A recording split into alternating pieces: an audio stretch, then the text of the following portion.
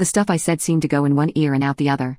I truly realized how big the favoritism was when Sean stole $200 in cash from Mason's wallet, and instead of making Sean give it back, their dad told Mason to let it go and to forgive Sean, simply because he was younger and less understanding. Fast forward to today.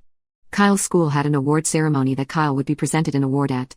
The ceremony was virtual, and was essentially a large group video call where the kids would be recognized for their academic achievements, and there was a raffle for several prizes. Kyle was excited because one of the prizes was a game system he wanted. Parents were invited to join in on their own computer to get an extra entry for raffle prizes on behalf of their children. I wasn't going to be able to make it as I had work, but I told my husband to just drop in and watch them read Kyle's name, as well as stick around so Kyle could have a slightly better chance at getting the prize he wanted. Again, this was a virtual event. All that my headache-causing husband had to do was go to the website and sit there for less than half an hour. He said he'd do it no problem. On the day of the event, I reminded him before I left for work to make sure he showed up. I sent him the invite link again while I was at work just to be sure he had it, and he assured me he'd be there. Well, the event came and went. Kyle was in his room on his own laptop for the event, and my husband never joined the group call.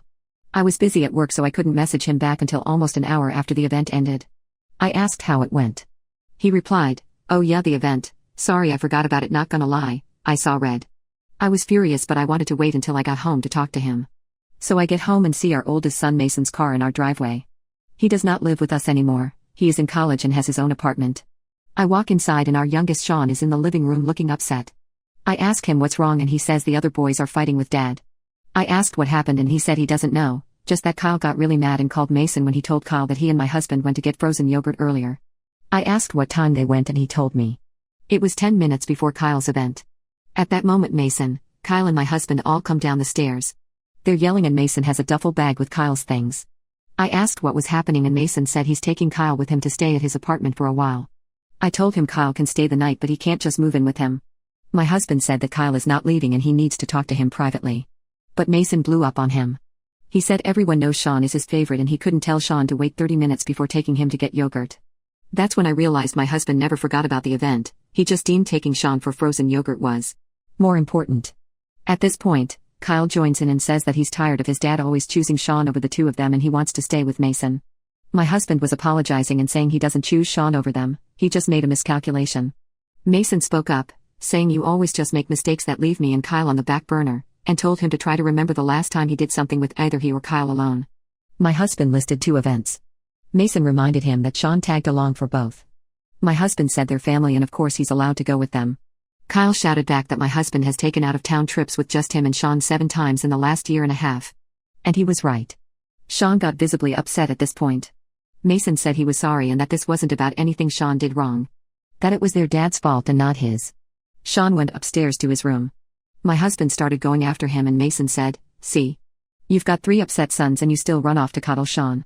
My husband said that's not true, he's just more sensitive than the other boys. Mason told him he wants so badly for Sean to be his only son that he can have his wish.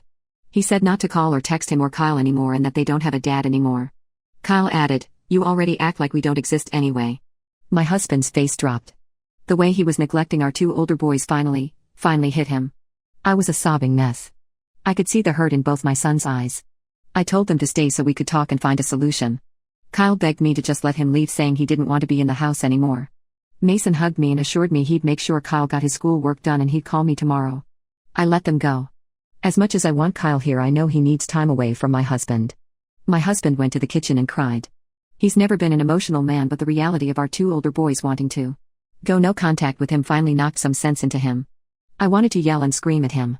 I told him for years that he needed to stop favoring one child. All he had to do was show up one goddamn time for Kyle. I'm so angry. Instead, I told my husband that I love him and I know he's hurt, so I'm not going to yell at him. But I told him I love my children more and that if he didn't fix things with his boys and start treating them equally from this moment forward, I would be divorcing him. He just said I don't want to lose my family. He started to get up, saying he should make sure Sean was okay. I told him I would check on Sean and for once he needed to think of his other sons. I admit I was passive-aggressive, but my blood was boiling and I was trying my best not to tear my husband down any more than my son's parting words had. I spent the next hour consoling Sean and reassuring him that his brothers don't hate him and that their issue is with my husband, not him. He said they won't text him back and I said he needs to give them time.